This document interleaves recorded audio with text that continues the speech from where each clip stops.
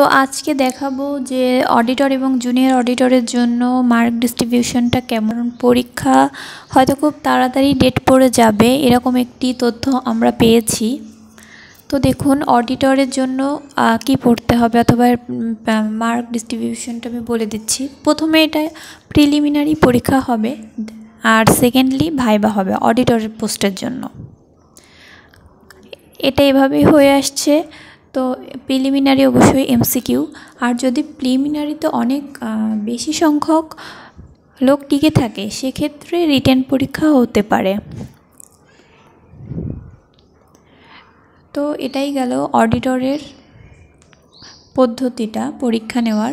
আর এখানে মার্কস 70 থেকে 80 মার্কসের এটি এমসিকিউ পরীক্ষা হবে, সাথে 20 অথবা 30 মার্কের ভাইবা হবে। মোট টোটাল এখানে 100 মার্কের মধ্যেই টোটাল কাজটি সম্পন্ন করা হবে।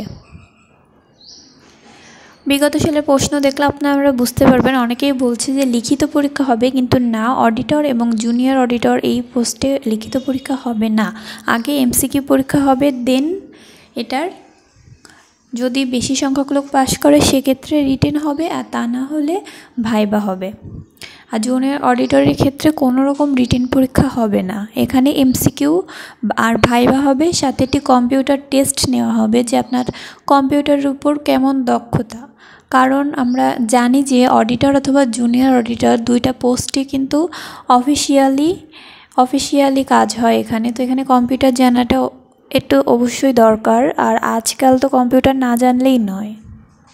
তো সেক্ষেত্রে আপনার অডিটরের জন্য কোনো রকম পরীক্ষা দেওয়া লাগতেছে না, হয়তো একটা রিটেন পরীক্ষা দেওয়া লাগতেও পারে, সেটা পরীক্ষার পরে নির্ভর করে, এমসিকিউ পরীক্ষার পরে। কিন্তু অডিটরের জন্য আপনার একটি কম্পিউটার টেস্ট দেওয়া লাগবে। তো যারা এই পোস্টে অ্যাপ্লাই করেছেন কম্পিউটার যদি না জানা থাকে তো আমি বলবো এই সময়টা আপনারা একটু কম্পিউটার বিষয়ে শিখে নেন। আর মার্কস ডিস্ট্রিবিউশন একদম সেম, অডিটরে যেমন এমসিকিউ ওই প্রথম 70 থেকে 60 মার্ক এরকম একটা আসবে। টোটাল 100 মার্কের মধ্যেই ভাইবা আর প্রিলিমিনারি পরীক্ষাটা হবে। শুধু মনে রাখবেন জুনিয়র অডিটরে কম্পিউটার টেস্ট নিবে, অডিটরে নিবে না। অডিটর পোস্টটা অবশ্যই জুনিয়র অডিটরের থেকে একটু হাই লেভেলের, কিন্তু এখানে রিটেন হওয়ার সম্ভাবনা জোরালো। কিন্তু প্রথমে এমসিকিউ হবে। তো দেখুন এখানে কি কি সাবজেক্টে আসে। সাবজেক্ট আমাদের আসে হচ্ছে বাংলা,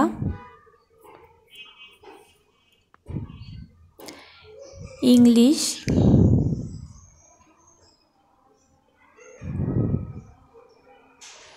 ম্যাথমেটিক্স,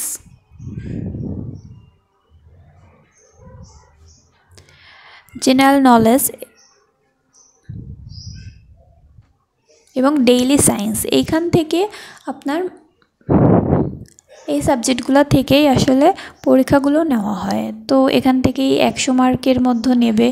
এখন নেগেটিভ মার্ক থাকবে কি না এটা আসলে এই মুহূর্তে বলা পসিবল না, কারণ নিত্য নতুন কোশ্চেন প্যাটার্ন আমরা এখন দেখতে পাচ্ছি। তো এটা একমাত্র পরীক্ষার হলে গেলেই সম্ভব বোঝা, কেননা এই পোস্টের পরীক্ষাগুলো কিন্তু অনেক দিন অনেক বছরই হয় না।